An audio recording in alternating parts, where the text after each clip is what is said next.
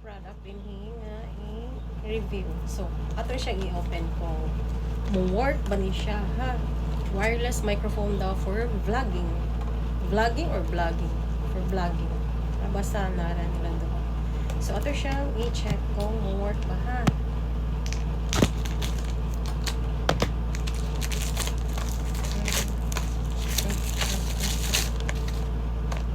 Plug and play ni siya mga gwapa. Then 20 meters ang iyang accessible reception. So layo-layo sa siya, no. And then precise radio daw. So ato siyang i-check. So mao din ni siya, ha.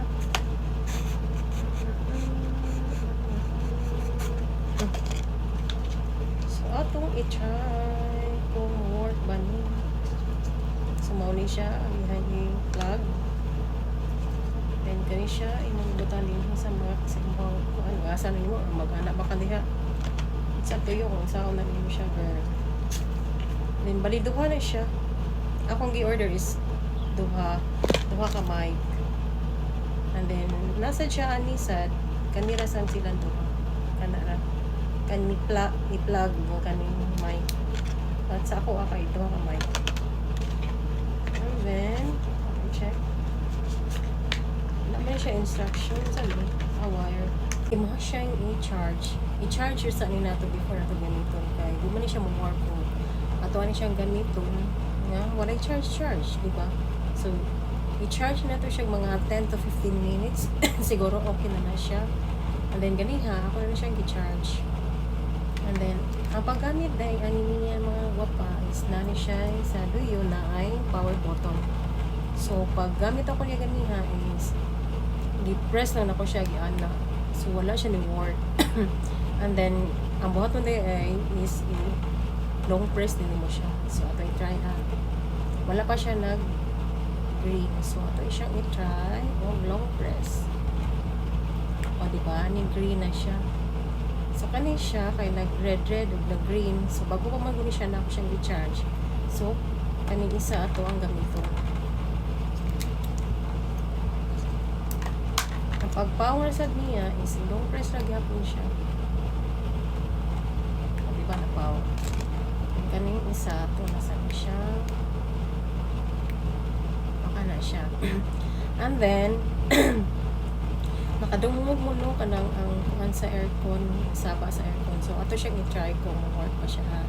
And then nasa di siya manual di I thought na wala siya manual na di nasa ilalim. So, i-kuanda ni mo ang i-turn on ang OTG. So, ako ibutan din diri sa video o kung saan pag buhat atong on mo siya ang OTG niya. So, and then so kani siya ang transmitter ba o receiver? So, ang kani siya atong ipaslak dito sa phone kay mao ni siya ang receiver. And then ang microphone is the transmitter. So, siya mo transmit dito sa receiver aron siya matungog. And then ang nakanindot daw ani niya guys is kanang noise cancellation. So kung inikuan na to ani paslak na ko ani automatic nga delete ko ninyo madungog ra ko ninyo kung ako ni siyang i-on ang microphone. So i-try na to ha.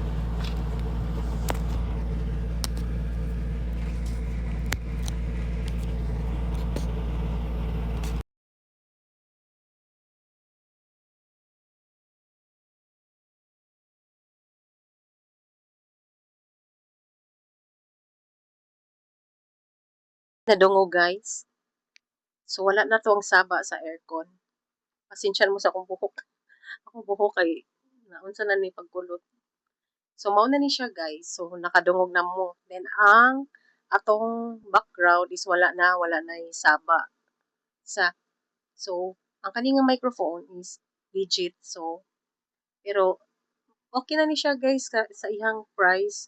Barato siya nga presyo pero ang ihang kuan ng tingog is okay ra pod siya.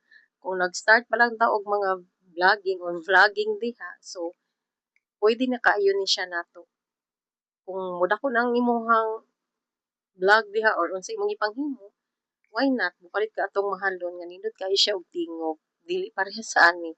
Okay ra man sad siya. So, legit ni siya guys. So katong mga instruction unsaon pag turn on sa OTG akong i-post diri nga video.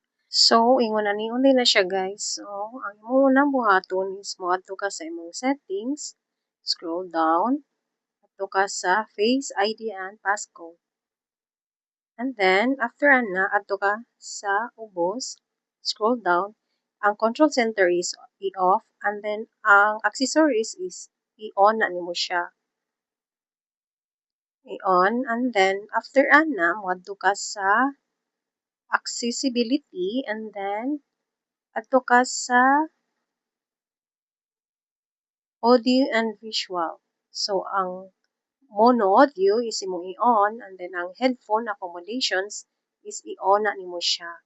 And then mo work na siya mga gwapa. So maura to, salamat.